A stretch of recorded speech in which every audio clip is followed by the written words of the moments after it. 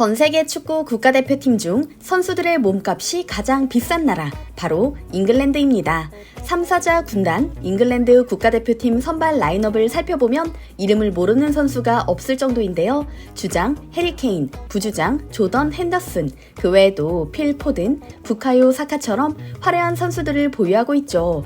한데 이처럼 뛰어난 실력의 선수들이 가득한데도 잉글랜드는 우승 후보로도 거론되지 못하고 있습니다. 축구에 목숨 걸었다고 표현해도 좋을 영국인들은 이런 부분에 항상 아쉬움을 드러냈고요. 이런 상황을 타파하기 위해 잉글랜드 국가대표팀 올해 변화를 꾀하려는 것처럼 보이는데요. 10월 중순에 있을 호주와의 친선 경기 및 UEFA 유로 2024 예선전에 대비해 선수들을 소집했고 토트넘 선수 중 일부도 훈련에 합류한 상황입니다. 그런데 2년 전만 해도 국가대표에 포함될지 안 될지 애매한 처지였던 제임스 매디슨 선수가 이번에는 동료들을 깜짝 놀라게 만들었다고 합니다. 어김없이 손흥민의 이름이 거론됐고요. 잉글랜드 국가대표팀의 훈련 장면부터 보시죠.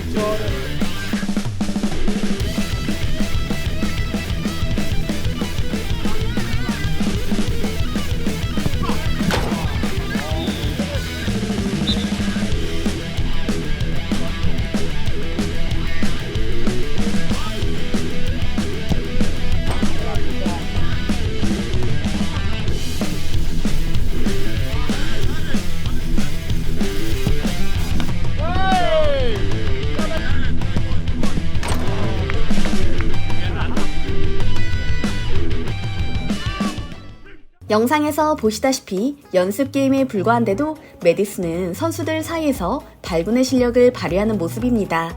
그의 슈팅을 본 다른 선수들이 감탄사를 뱉어내는 것도 들으셨을 텐데요. 사실 2018년만 해도 제임스 매디슨은 국가대표가 목표다라고 말할 정도로 잉글랜드 국가대표팀 발탁에는 운이 없었죠. 심지어 나는 대표팀 발탁을 생각하며 매일매일 노력하고 있다. 그야말로 굶주려 있는 상태다. 늦게까지 훈련장에 남아 실력을 다지는 이유도 대표팀 발탁을 위해서다라고 말할 정도로 간절한 심정을 내비쳤는데요. 그는 2018년까지는 좋은 평가를 받고 있었음에도 국가대표팀 발탁에 낙방했고 2019년 처음으로 합류했으나 출전 기회를 잡지 못하고 부상으로 중도 하차했습니다. 그 후에는 경기 일정 중 카지노에서 도박하는 모습이 포착돼 논란이 일기도 했고요. 그 일로 사우스게이트 감독에게 단단히 찍혔는지 2021년에는 아예 제외돼 버렸는데요. 2022년 카타르 월드컵 최종 명단 25인에 들어 생애 첫 월드컵에 나갔지만 부상 때문에 한 경기도 출전하지 못하는 비운이 이어졌습니다. 운이 없어도 이렇게 없나 싶을 정도인데요. 실제로 그가 사우스게이트 감독과 불화가 있는 데다 국대 징크스라고 해도 될 만큼 부상이 잇따랐기 때문이라 여겨집니다. 그러나 매디슨이 손흥민과 함께 토트넘 무패 행진을 견인하는 활약을 보여주는 상황에서 외면할 수 없었던 잉글랜드 국가대표팀 감독, 그를 불러드립니다. 그리고 놀라울 정도로 달라진 매디슨의 모습을 목격하죠. 매디슨은 원래부터 오른발로는 리그 내에서도 손꼽힌다는 평을 들을 정도로 슈팅이 뛰어났습니다. 그러나 양발잡이는 아니기 때문에 왼발로 슛할 때 머뭇거림이 있는 편이었죠. 이런 단점을 다른 방식으로 해소하려 했지만 몇 년간 큰 발전이 없었던 것도 사실입니다. 또한 그는 다른 잉글랜드 미드필더처럼 활동량이 많고 움직임의 반경이 크지만 중원에서의 경기 조율 능력이 다소 부족하다는 평가를 받았는데요. 토트넘에 합류한 후로 그런 단점들이 거의 사라진 모습입니다. 특히 왼발을 이용한 슈팅과 드리블은 물론이고 다른 선수들과 합을 맞춰 득점을 만들어내는 플레이 스타일로 진화했죠. 과거 레스터시티 시절까지만 해도 윗라인에서 득점과 도움을 위주로 한 10번 역할에 집중했다면 이제는 공격형 미드필더로서 경기 전반에 관여하는 모습으로 거듭난 건데요. 선수 수명을 고려해도 이쪽이 훨씬 현명한 선택이라 말할 수 있습니다. 또한 메디슨의 슈팅 스킬과 왼발 사용을 자세히 살펴보면 그가 손흥민과 훈련하고 경기를 뛰면서 영감을 받았다는 사실을 추정할 수 있는데요. 실제로 손흥민은 양발 잡이로서 독보적인 능력을 지닌 선수로 손꼽힙니다. 원래 오른발잡이지만 왼발도 주발 못지않게 완벽에 가깝게 활용하는 스타일인데요. 어린 시절부터 아버지에게 양발 구사 능력을 꾸준히 훈련받은 덕분이었죠. 그는 프리미어리그 역사상 두 번째로 양발로 각각 40골 이상을 기록한 선수로 지금은 바이에른 뮌헨에서 뛰는 해리 케인과 함께 두 선수만이 보유한 기록이라고 합니다. 심지어 토트넘 전 감독 안토니오 콘테 감독마저 손흥민의 능력을 신기해한다고 하는데요. 경기 후 손흥민에게 오른발과 왼발 중 어느 쪽을 선호하는지 물어봤다라며 손흥민처럼 양발을 잘 쓰는 선수는 처음이다라고 감탄하기도 했죠. 토트넘 출신으로 함부르크에서 한솥밥을 먹었던 라파엘 판데르 파르트 선수도 인터뷰에서 내 생각엔 손흥민조차 자신이 어느 발잡이인지 모르는 것 같다라며 그의 능력에 혀를 내두르는 모습이었는데요.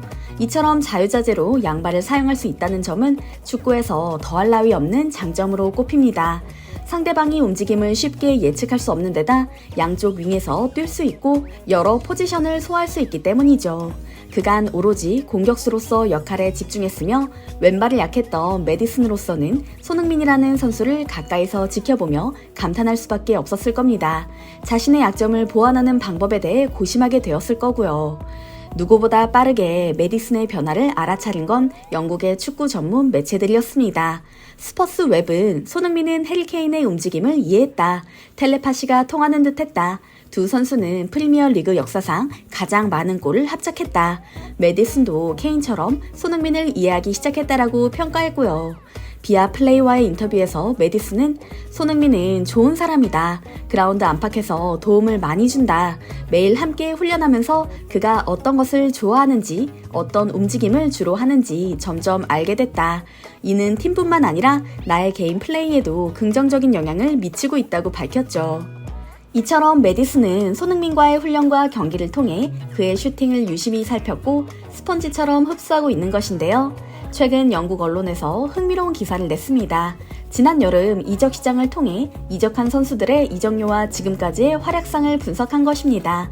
가장 비싸게 팔린 선수는 아스널의 데클란 라이스로 이적료 1억 500만 파운드, 약 1760억 원이었죠. 그렇다면 팀을 가장 극적으로 변화시킨 선수, 즉 가성비가 가장 좋은 선수는 누구였을까요? 바로 토트넘의 제임스 메디슨입니다. 토트넘은 당시 4천만 파운드, 약 670억 원의 메디슨을 영입했는데요. 가디언마저 이번 여름 최고의 영입은 메디슨이 될 것 같다. 토트넘은 골과 어시스트를 보장하는 잉글랜드 국가대표 미드필더에게 현명하게 투자했다라고 긍정적으로 평가하며 메디슨의 길을 살려줬습니다. 손매 듀오로 선수 생활 최고의 전성기를 누리고 있는 메디슨. 손흥민과 함께 어떻게 지나갈지 기대되는데요. 오늘 영상도 즐거우셨다면 좋아요와 구독 부탁드리겠습니다. 항상 함께 해주시는 구독자 여러분 감사드립니다.